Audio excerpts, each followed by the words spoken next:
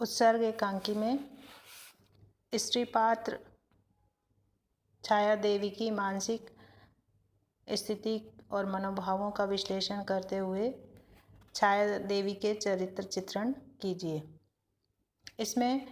आप ये स्पष्ट करने का प्रयास करेंगे कि उत्सर्ग एकांकी का नायक डॉक्टर शेखर है, लेकिन उनकी पूर्व प्रेमिका छाया देवी, जो कि उनके प्रेम में निराश होकर धीरे धीरे मृत्यु की ओर चली जाती है। ऐसी स्थिति में छाया की मनस्थिति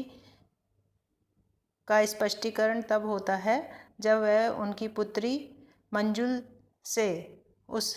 यंत्र जिसका निर्माण डॉक्टर शेखर ने किया माध्यम से आती है, और मंजुल को यह पता नहीं है कि छाया देवी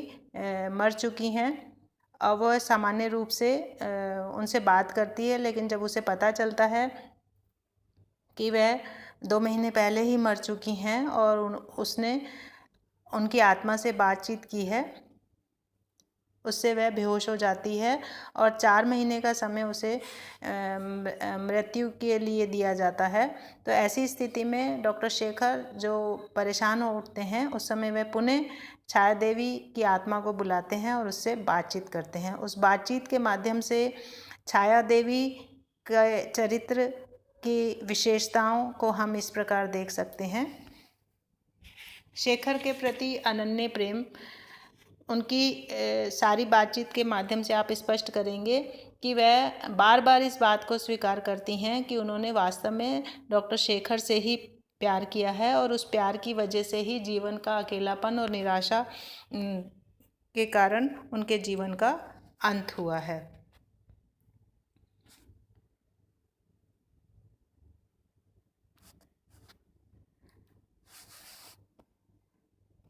दूसरी विशेषता के रूप में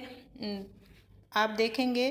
कि वह निराश और असफल जीवन जीती हैं। इसकी चर्चा भी आप छाया देवी की बातचीत के माध्यम से करेंगे और इसी के कारण से अगले अंश में आप उनके निराशामय जीवन का वर्णन करेंगे कि किस प्रकार मरने के बाद भी वह ये देखती हैं और बार बार चर्चा करती हैं कि उन्हें ऐसा लगता है कि जिस पर सपना देखने के बाद भी उसकी उदासी रह जाती है, ये जानते हुए कि सपना सच नहीं है। उसी तरह से ये स्वीकार कर लेने के बाद भी कि डॉक्टर शेखर उसके नहीं है, फिर भी उनके जीवन में हमेशा एक पीड़ा बनी रहती है और उस पीड़ा की अभिव्यक्ति उनके निराश जीवन की ओर संकेत करती है। नारी मन का सुंदर चित्रण छाया के माध्यम से हुआ है। छाया स्पष्ट करती है कि किस तरह से सच्चे मन से प्रेम करने के बाद भी एक स्त्री को पीड़ा ही मिलती है, और चाहे डॉक्टर शेखर अपने उत्सर्ग के माध्यम से जीवन में प्रसन्न हैं, यंत्र बनाने की वजह से वे अत्यधिक प्रसन्न हैं, लेकिन फिर भी क्योंकि उन्होंने अकारण ही छाया को छोड़ दिया है, इस वजह से वह नारी मन का सुंदर चित्रण करती हैं। शेखर के प्रति आक्रोश की भावना भी स्पष्ट होती है और साथ ही आत्मशक्ति के द्वारा शेखर को दंड देने की बात भी इसमें आप कर सकते हैं